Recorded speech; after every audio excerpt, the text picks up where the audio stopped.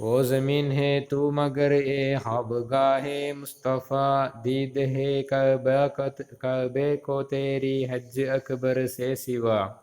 അടുത്തതായി ബഹുമാനപ്പെട്ട അല്ലാമ ഇക്ബാൽ നമ്മോട് പറയുന്നത് മദീനയെ കുറിച്ചിട്ടുള്ള മഹത്വങ്ങളാണ്. മഗർ എന്നാൽ, തൂ അല്ലയോ മദീന നീ, ഓ ജമീൻ ഹേ ആ ഭൂമിയാകുന്നു, ഏ ഖാബഗാഹെ മുസ്തഫ മുസ്തഫ മുഹമ്മദ് സല്ലല്ലാഹു അലൈഹി വസല്ലമ തങ്ങളുടെ കിടപ്പറയായിട്ടുള്ള ഭൂമിയാണ് നീ. ദീദ് ഹേ കഅബെ കോ തേരി ഹജ്ജ് അക്ബർ സേ സിവ. വലിയ ഹജ്ജ്, ഹജ്ജ് അക്ബർ എന്ന് പറഞ്ഞാൽ സാധാ ഹജ്ജ്, ഹജ്ജ് അക്ബർ ഇല്ലാതെ, സിവ പറഞ്ഞാൽ കൂടാതെ, തേരി കഅബെ കോ ദീദ് ഹേ നിന്റെ കഅബയെ നമുക്ക് കാണാൻ സാധിക്കുന്നതാണ്. ഓരോ പ്രാവശ്യം നമ്മൾ സ്വലാത്ത് ചെല്ലുമ്പോഴും മദീനയിലുള്ള ആ ഒരു അവിടെയുള്ള കഅബ കഅബ എന്ന് പറഞ്ഞാൽ പച്ചക്കുബ്ബ നമ്മളവിടെ കാണുന്നതാണെന്നല്ലേ. ഹജ്ജ് അക്ബർ ഇല്ലെങ്കിലും അത് നമുക്ക് കാണാവുന്നതാണ്. ഹാത്മേ ഹസ്തി മേ തൂ താബാൻ ഹേ മാനിന്ദനഗി. ഹാത്മേ ഹസ്തി മേ, ഹാത്മ എന്ന് പറഞ്ഞാൽ മോതിരം. അപ്പൊ നിലനിൽപ്പാകുന്ന, ഹസ്ത്യന നിലനിൽപ്പാകുന്ന ആ മോതിരത്തിൽ, തൂ നീ, മാനിന്ദേ താബാൻ നഗീൻ ഹേ, മാനിന്ദേ പോലെ തുല്യമായതാണ്, പോലെയായതാണ്, താബാൻ നഗീൻ. താബാൻ എന്ന് പറഞ്ഞാൽ തിളങ്ങുന്ന, നഗീൻ എന്ന് പറഞ്ഞാൽ മോതിരക്കല്ല്. അപ്പോ ലോകമാകുന്ന ഈ മോതിരത്തിൽ ഒരു തിളങ്ങുന്ന മോതിരക്കല്ലിന് തുല്യമാണ് നീ എന്നുള്ളതാണ് ഇക്ബാൽ മദീനയെ കുറിച്ച് പറയുന്നത്. അപ്നി അസമത്ത് കി വിലാദത്ത് ഗാഹ് തീ തേരി സമീൻ.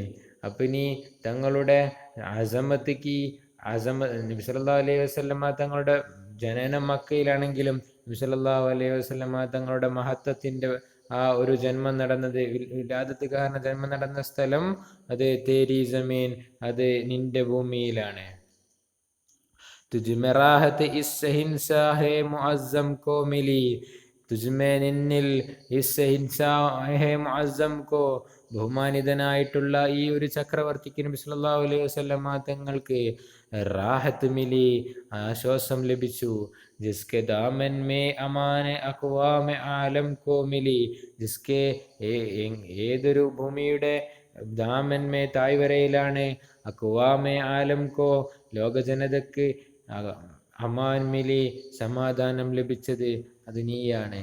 നാം ലേവാ ജിസ്കെ ഷാഹിൻഷാഹ് ആലം കെ ഹുയേ.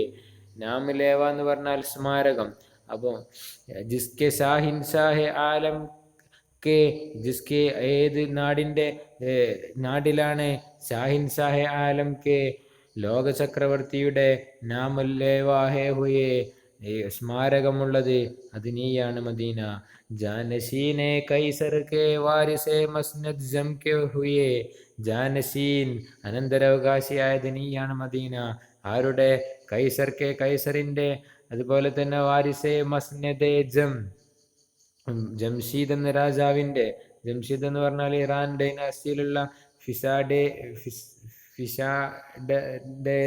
ഫിഷാഡേഡിയൻ ഡൈനാസ്റ്റിയിലുള്ള 4ാമത്തെ ഒരു രാജാവാണ്. അദ്ദേഹത്തിന്റെ ആ ഒരു സിംഹാസനത്തിന്റെ അനന്തരാവകാശിയായത് നീയാണ് മദീന. അപ്പം വാരിസ് ഹുയ എന്നർത്ഥം. മസ്നദെ ജം കെ, അതുപോലെ തന്നെ കൈസർ കെ, ജാനസീൻ കെ, വാരിസ് ഹുയ. വാരിസ് കൈസർ കെ ജാനസീൻ, കൈസറിന്റെ അനന്തരാവകാശി. അതേമാതിരി തന്നെ മസ്നദെ ജം കെ വാരിസ്, ജംഷീദിന്റെ ആ സിംഹാസനത്തിന്റെ വാരിസും നീ ആയി, ഹുയ എന്നർത്ഥം. പിന്നെ ഹേ അഗർ കൗമിയത്തെ ഇസ്ലാം പാബന്ദേ മക്കാം. ഹേ അഗർ ഒരുപക്ഷെ കൗമിയത്തെ ഇസ്ലാമിക് നാഷണാലിസത്തിന്, ദേശീയതയ്ക്ക് ഒരു പാബന്ദേ മക്കാം, ഒരു ബന്ധനമാക്കപ്പെട്ടിട്ടുള്ള ഒരു സ്ഥലം ഉണ്ടെങ്കിൽ, അഗർ ഉണ്ടെങ്കിൽ, അതായത് ഈ ഒരു മുസ്ലിങ്ങൾക്കൊരു പ്രത്യേക സ്ഥലം നിശ്ചയം, അങ്ങനെ ഒരു രാജ്യം എന്നുള്ള ഒരു കൺസെപ്റ്റ് ഇല്ല എന്നുള്ളതാണ് ബഹുമാനപ്പെട്ട അല്ലാമ ഇക്ബാൽ എന്നവരുടെ കൺസെപ്റ്റ്.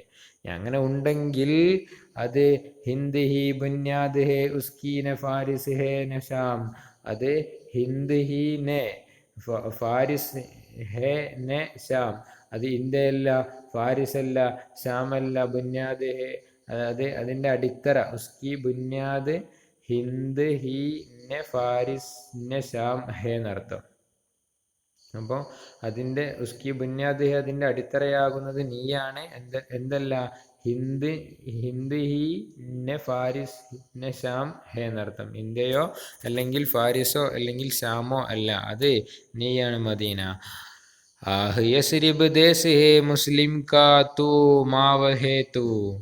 ഓ യസ്രിബ് മുസ്ലിം കാ ദേശ് ഹേ തൂ, നീ മുസ്ലിങ്ങളുടെ ദേശമാണ്. മാവഹേത്തു, അവരുടെ അഭയസ്ഥാനമാണ് നീ. അതുപോലെ തന്നെ നൊക്കത്തയെ ജാദിബ് തഅസ്സുർ കി ശുആഉൻ കാ ഹേതു, ശുആഉൻ കാ കിരണങ്ങളുടെ തഅസ്സുർ കി സ്വാധീനത്തിൻ്റെ നുക്തയെ ജാദിബ് അവയുടെ ആകർഷിക്കുന്ന പോയിന്റ് തൂഹേ നീയാകുന്നു. ജബ് തലക് ബാക്കി ഹെ ദുനിയാ മേ ബാക്കി ഹം ബി ഹേ. ജബ് തലക് എന്ന് പറഞ്ഞാൽ ജബ് തക്ക് എത്ര വരെ, തൂ ബാക്കി ഹേ എത്ര വരെ നീ ബാക്കിയാകുന്നു, ദുന്യാമേ ദുന്യാവില്, ഹം ബി ഹേ ബാക്കി നമ്മൾ മുസ്ലിങ്ങളും ഇവിടെ ബാക്കിയുണ്ടാകും. സുബ്ഹ് ഹേ തൂ ഇസ് ചമൻ മേ ഗൗഹറെ ശബ്നം ബി ഹേ. ഇസ് ചമൻ മേ ഈ ഒരു പൂവാടിയിൽ സുബ്ഹാകുന്നു നീ, ഗൗഹറെ ശബനം ബിഹേ അതുപോലെ തന്നെ മഞ്ഞുതുള്ളി.